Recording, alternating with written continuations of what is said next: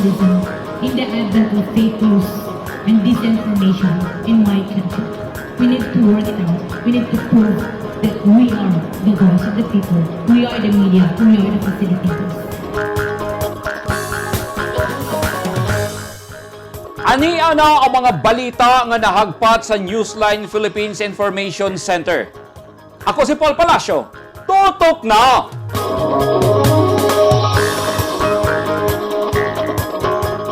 Sa mga headlines, higala supporters ug kliyente sa gipang patay nga mag-asawang sa PE nagsubo. Mga heavy equipment sa Claver, Surigao del Norte gidabdaban sa giingong NPA. Ubang sundalo nga namatay sa pagkahagsa sa C-130 plane sa Patikul, Sulu, gipanglubong na.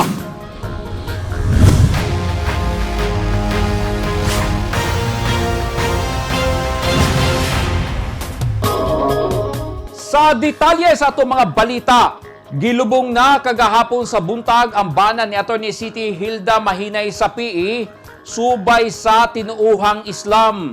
Gikondinasab sa Integrated Bar of the Philippines kung Davao Chapter ang para nila brutal nga pagpatay sa mag-asawang sa PE sulod sa usa ka subdivision sa Barangay Talomo, Davao City.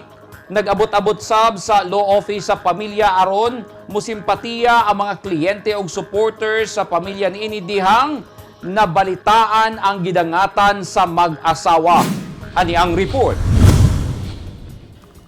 Nagpakita sa ilang suporta ug nagpadangat sa ilang pasubo ang mga supporters ug kliyente sa mag-asawang sa PE nga gipatay sa giingong sniper at tubangan sa ilang balay sa Solariega Subdivision, Talomo, Davao City niadtong Miyerkules sa hapon. Klaro sa ilang mga panagway nga mas sulubon sa panghitabo kay wala na sila'y masumbungan sa problema ug andam nga modepensa. Mas gipili nila nga magpakahilom una ug ang uban buot mo tan-aw sa video sa CCTV sa aktong pagtira ug di pa gyud nila madawat nga gihimo kini sa mag-asawa nga daw professional gyud ang mitira. Kay makita sa video sa CCTV nga gisalig sa pamilya ngadto sa Newsline Philippines nga nagkatibulaag pa sila sa pagpangita sa nagbaril. Kay dihang unang gipusil si Atty. Siti Hilda Mahinay sa PE, adunay SUV nga kalit nagpabulhot og padagan kung diin didto na focus ang atensyon sa mga tao og bodyguards sa mag-asawa. Apan sa pag-analisa nila, posibleng dikoy lang di ay ang SUV ug ang tinuod nga mitira giingong anaan nakapwesto sa taas nga bahin gamit ang M16 rifle base sa balini sa bala nga nakita sa mga otoridad nga deformed dihang naigo na ang bana. Sumala sa Davao City Police. Tanang anggulo ug motibo sa kaso ilang subayon, apil na dinhi ang profile sa gipang patay ug trabaho niini. With regard sa profile sa sa biktima, isa po na sa ato ang ginakonsiderar kay di amang tan-aw kung saan posibleng mamahimong motibo sa suspect. Siyempre una-una ato na tan-aw ang iyang kalambigitan sa iyang panarbaho, sa iyang pag-abogada ug uban pa nga surroundings anang iyang panarbaho, uban pa nga mga posibleng mahimong motibo. Kagahapon sa buntag, gilubong dayon sa Sirawan, Davao City ang patay nga lawas ni Muhaymin Muhammad sa PE. Subay sa tinuuhang Islam. Samtang ihaya pa sa usa ka punerarya ang patay nga lawas ni Atty. Siti Hilda Mahinay sa PE. Nagpagawa sa sabog statement ang Integrated Bar of the Philippines kon IBP Davao Chapter og ilang gikondina ang brutal nga pagpatay kang attorney sa PE. Nanawagan sab ang IBP sa PNP ug ubang law enforcement agency nga imbestigahan pag-ayo ang kaso ug silutan ang tinuod nga responsable sa krimen. Og nanawagan usab kini sa gobyerno nga protektahan ang katawhan og sigurohon sab ang proteksyon sa mga abogado nga ligdong nga nagtrabaho nga walay kahadlok, ilayo sa harassment og pagpanimalos.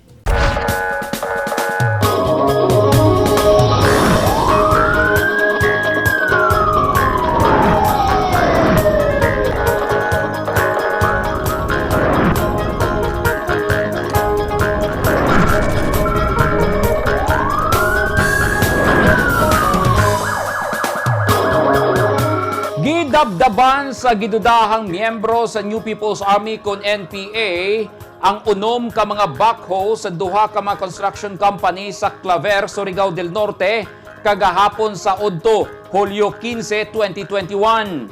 Subay sa video ni Nightbuds Vlogger, Makita nga nagdilaab pa kining backhoe ug nasay heavy equipment nga gipalayo sa nasunog nga ekipo nga iyaha sa CKDI ug Queens Contractor.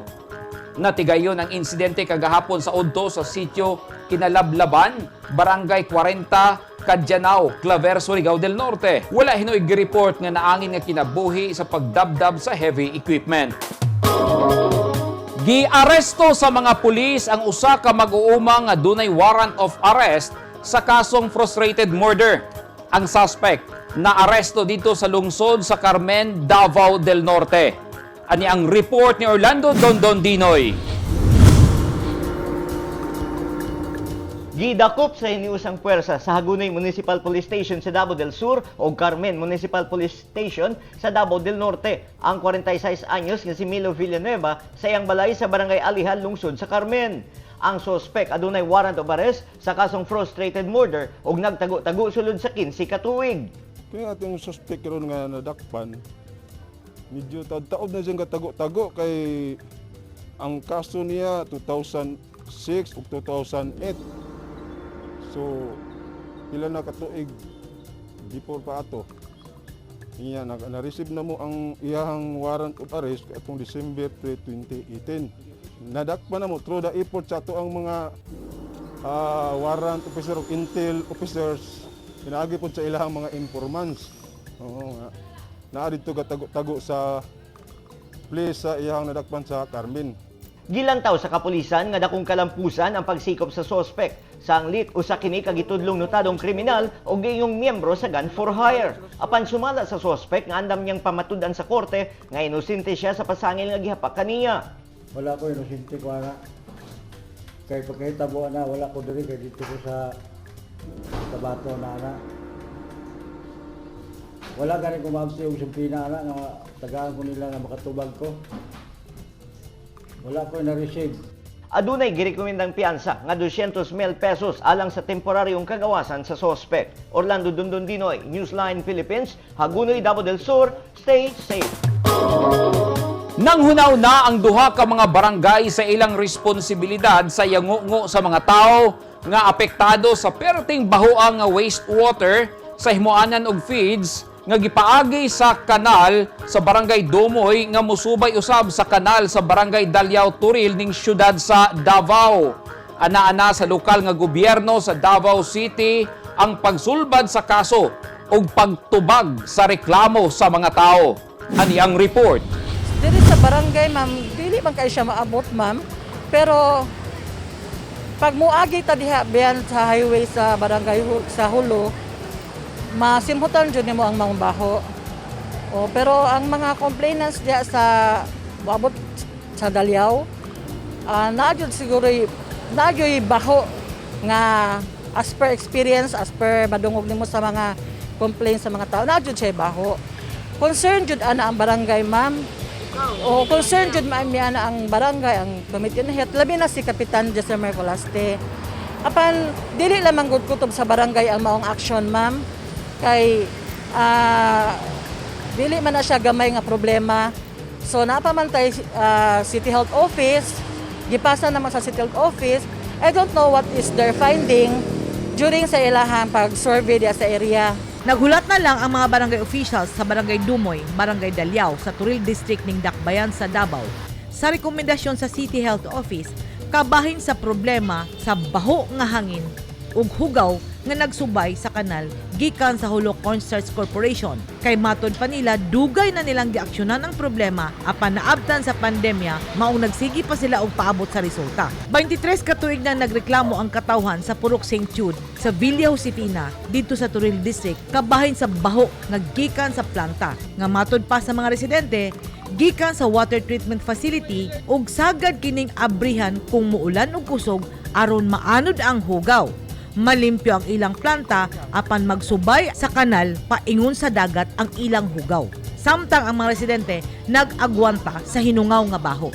Ang Hulo Cornstarch Corporation nahimutang sa National Highway sa Dumoy, Turil District ning Dakbayan sa Davao. Apan ang wastewater o hugaw nga tubig mutagos sa kanal didto sa Barangay Dalyao, Turil District. Gisaysay ni Konsehal Nanet Colaste Badad sa Newsline nga ilan nang giaksyonan ang problema. Actually, ang complaint sa Hulo is we pass it on na sa CHO nga office, we pass it on na sa DENR, and then we already have a meetings before with the DNR and with the CHO, and it's up to the DNR kung unsa ang ilahang recommendations ngadto sa barangay, ngadto sa city council, ma'am. Ang unod sa resolutions nga gipadala sa barangay council ngadto sa city council is just to have whatever action nga mahimo nila regarding nga matubag ang complaints sa mga sa nagpalibot na community sa Hulo Enterprises. Ang reklamo nagsigi na og balik-balik ug hangtod karon wala pay kahumanan. Apan na-renew ang business permit sa Hulo Cornstarch Corporation. Sa year 2021 ba naghatag mo og clearance sa ilaha para ma-renew ang business permit? Kuan siguro nato na ang akong pagkahibalo, ang pag-renewal nila sa ilahang clearances is directly na sa mayor's, ma'am. Oo, dili na siya moagig barangay. Sa kabahay ni Daliao Barangay Captain Rodolfo Te, iyang gipahayag nga ilan ang gihimo ang angayang himuon tungod kay naluoy na siya sa iyang katawhan nga dugay nang nag-antos. Nabot ba ka sa punto nga naluoy na kasi mong mga residente? Of course, why not? They are humans like us. Parirata, if we are on the same situation with them, only I have to be sus, og dili lang, malsuko jud ko. Pero kabalo na si Brida nga, grabe akong duso dito. Ako'y nakigkuha na dito kumbate. Kay kung atong paminawon sila kap, naa sa inyo ha nasa ilaha. Unsa bay dapat pahimuon nato for It this? boils down to the company who was giving problem to the people. Why are they don't have any humane consideration? Why do they let these people suffer? Oh. Gisaysay ni Kapitan Te nga iyang gibarugan ang iyang saad nga protektahan ang iyang katawhan ug hangtod karon nagpaabot gihapon sila sa tubag sa ilang reklamo. Adunay hangyo si Kapitan Rodolfo Te sa management sa Hulo Cornstarch Corporation. If you are to address Hulo now, Kap, no? Because they are the source, but your constituents are the recipients of all this. What is your message to Hulo, Kap? I guess Hulo Enterprises, tao lang pod unta nga musabot sa ato ang akong katawhan nga naa diri sa Daliao ug ang inyo hamang tubig nga may naglabay sa kabaho diha. Hinaot unta nga tagaan ninyo pagtagad kay nagaingon nga ang pagmahal ra ba sa atong katawhan, pagmahal pod sa Ginoo. Sa among pagpanubay, among nahibalan nga wala na sa kamot sa Committee on Health sa City Council ang reklamo. Tungod kay matud pa, ang complainant nga taga Villa Josefina milarga na sa Estados Unidos ug wala na kunoy record ang konseho nga dunay laing nagpasibaw og reklamo. Kung atong tan-awon, murag bola nga napasapasa na ang reklamo sa mga residente. Ug hangtod karon, wala pa'y klarong tubag ang mga ahensya sa gobyerno sa ilang mga pangutana. Kay matud pa sa usa ka konsehal, anaan na kuno sa sanitation unit sa City Health Office ang ilang rekomendasyon. Edith Caduayan, News 10 Philippines, stay safe! At tangi! Mapping ug tagging sa mga balay dinha sa Barangay Lasang, Davao City gihimo aron mahibalaan kinsay nagpabakuna. O mag-uuma nga 15 ka tuig nga nagtago-tago gidakop sa mga pulis.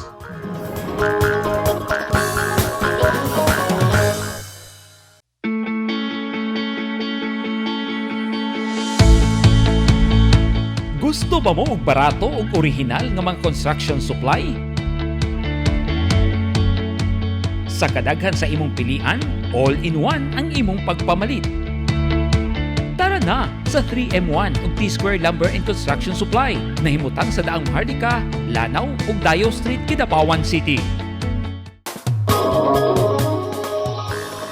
Tumaya at manalo sa PCSO Lotto. Sa bawat bili mo ng tiket, nakakatulong ka na sa kapwa mo at pwede ka pang maging milyonaryo. Tara na!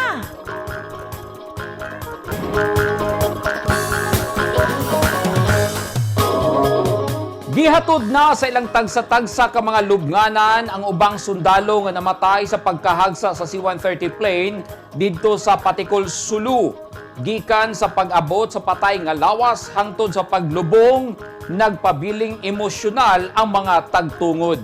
Ani ang report ni Expedita Rojas. Gilubong na ang duha ka sundalong pasahero sa nahagsa nga C-130 cargo aircraft sa ilang mga lungsod.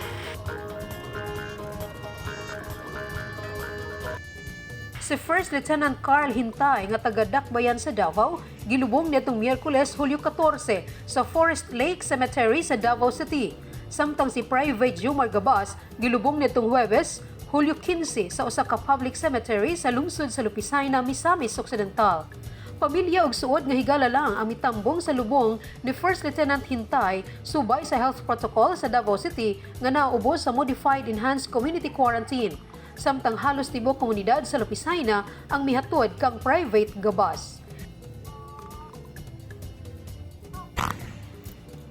Gipasidunggan sila sa Armed Forces of the Philippines sa ilang pagserbisyo sa nasod, pinaagi sa 21 gun salute.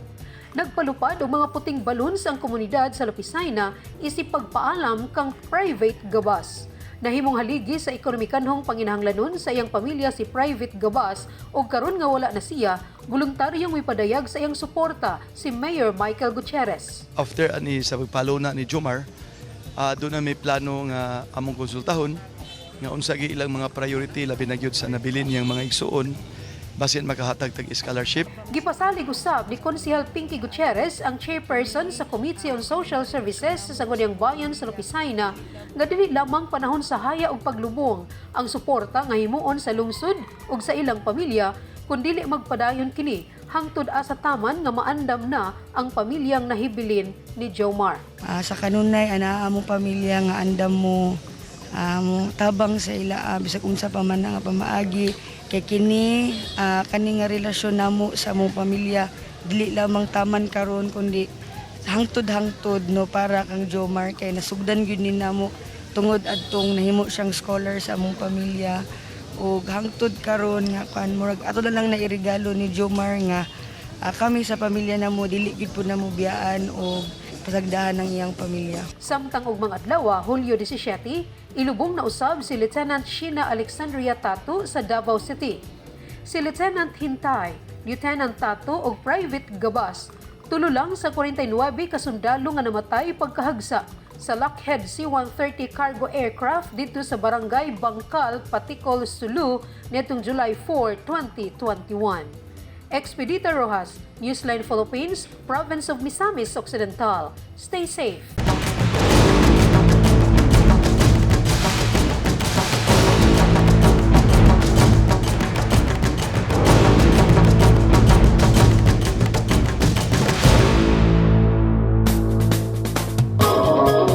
This portion is brought to you by Toyota.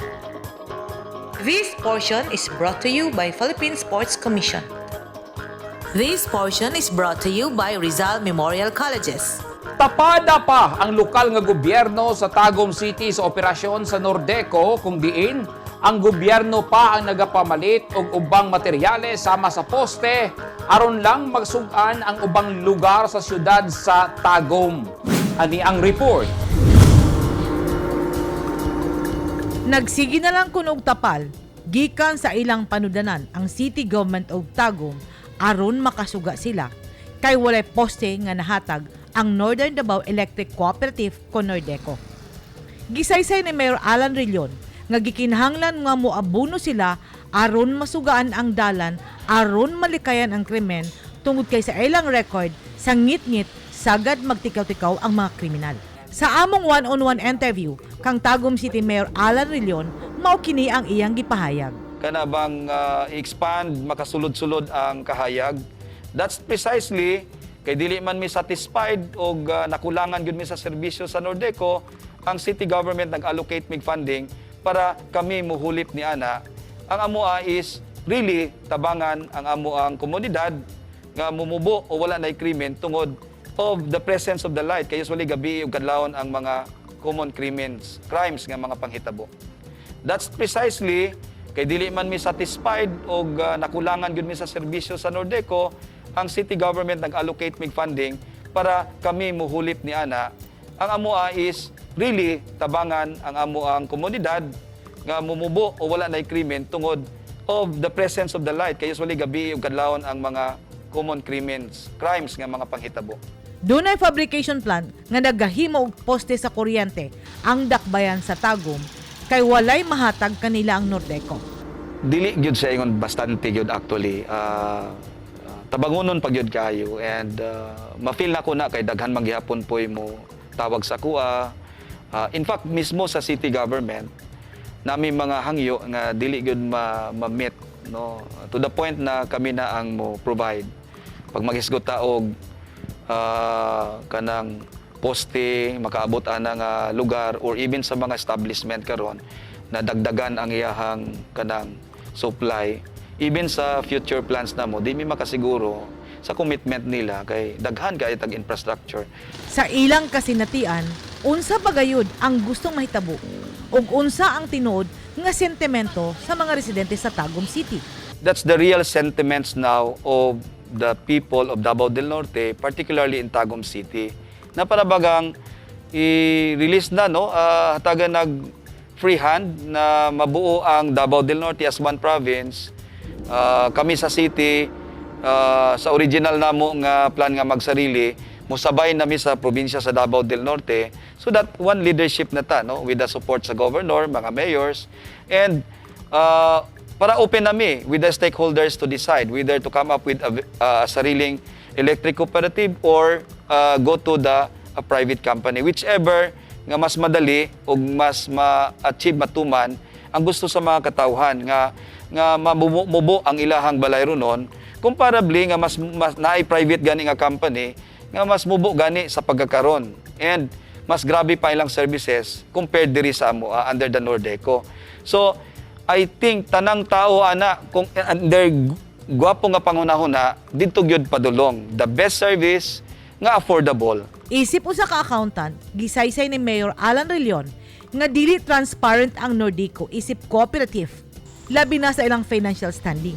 Isip member consumer sa Power Cooperative, wala sila kahibalo nga dunay gikuha nga loan ang Nordeco niadtong 2016 alang sa improvement sa Samal Power Supply nga unta kabahin man sila sa binayranay. In fact, kami na rin dapitan nag-subsidize sa Samal Unya mag-loan that much for Samal.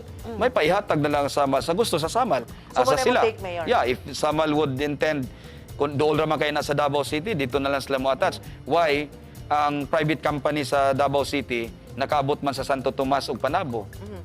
Iyang mga amigo ang opisyal o board member sa Nordeco. Apan, gisaysay ni Mayor Rillion nga sa hisgutan ng power supply ang ngayon usab nga ihatag sa kooperatiba ang serbisyo nga ilang gikinahanglan aron walay lamat ang ilang panaghigala. Edith Caduaya, News 10 Philippines. Stay safe. Nakabenepisyo ang ubang mag-uuma sa Magsaysay, Davao del Sur sa pautang nga kwarta sa Department of Agriculture nga gipaagi sa kooperatiba. 25,000 pesos ang ipautang nga bayaran sulod sa 5 ka tuig. Kasagaran sa gipautang mao ang mga naigo sa kalamidad. Ani ang report ni Orlando Dondon Dinoy. Usa sa nakautang og 25,000 pesos si kanhi Barangay Kagawad Unilo Union nga giagi sa kooperatiba sa lungsod sa Magsaysay, Davao del Sur. Ang pondo gikan sa Department of Agriculture, Agricultural Credit Policy Council o DAACPC alang sa mga mag-uuma nga naapektuhan sa kalamidad. Kini siya dako kayong tabang ni siya kay tungod sa among kahimtang karon tungod sa COVID-19. Dako kani tabang kay para po sa ang among livelihood namo mabalik to among livelihood na katong among African shepherd nga namatay nga among mga baboy ang gipangkaling din sa among pong kapobrehon ang among anak maka dako katabang ni siya. Sa eksklusibong pakighinabi sa Newsline Philippines kang Hilin Karampatana, municipal agriculturist sa lugar, gipasabot niini nga dili tanang mag-uuma ang maka-avail sa loan. Gikan kini sa Department of Agriculture, giagi sa Agriculture Credit Policy Council, then nangita sila og lending conduit.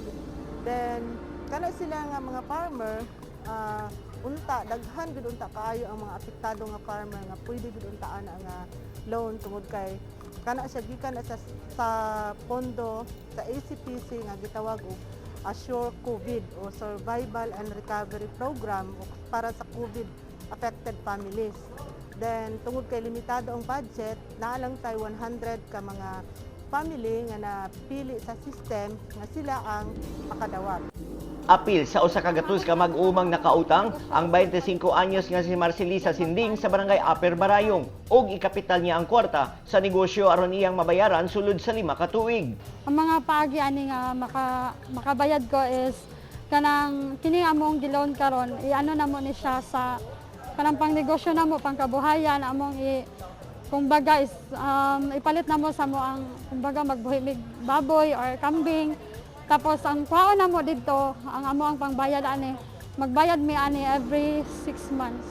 Ang akong plano karon akong negosyo is magpalit og kambing, then magpaano og gamayng tindahan. Dili manghilabot ang DA sa pagbayad sa mga utang, human giagi na sa lending conduit ang proseso. Mao nga iyo lang magmonitor ang ahensya sa percentage sa repayment scheme. Orlando Dundon Dinoy, Newsline Philippines, magsaysay Davao del Sur, stay safe.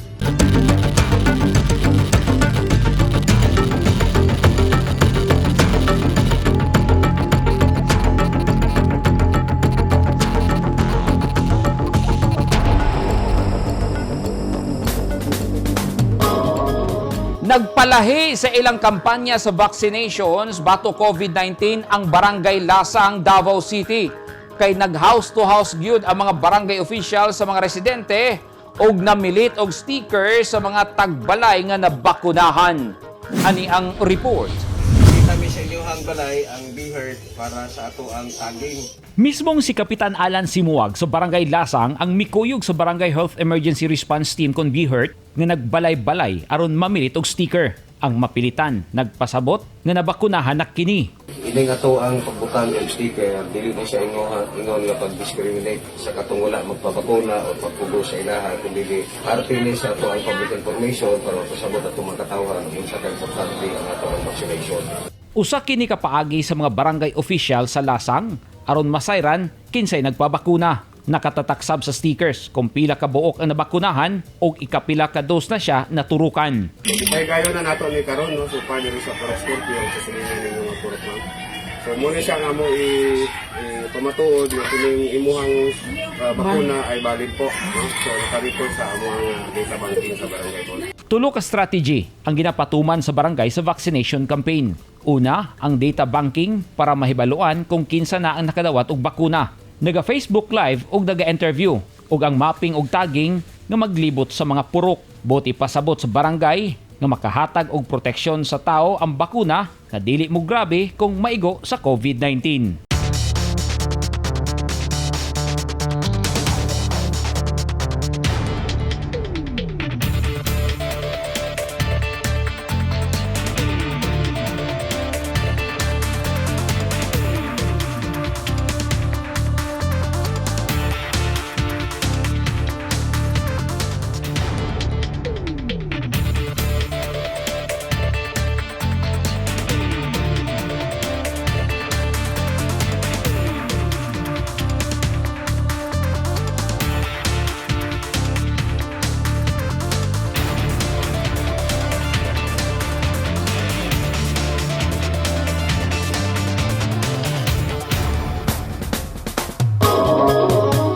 Kadto ang naghingpit sa mga balita nga nahagpat sa Newsline Philippines Information Center. Alang sa dugang balita, bisitaha ang website nga www.newsline.ph. Sa Facebook page, Instagram, newsline.ph ug sa Twitter, newsline.ph. Kung aduna mo'y mga balita o impormasyon sa inyong tagsa-tagsa ka mga lugar, sama sa sunog o baha, mamahimo ka na ninyong i-share pinaagi sa Newsline Messenger. Makita usab ninyo sa Channel 50 sa Sky Cable sa Davao o General Santos City. Ako si Paul Palacio. Daghang salamat and stay safe!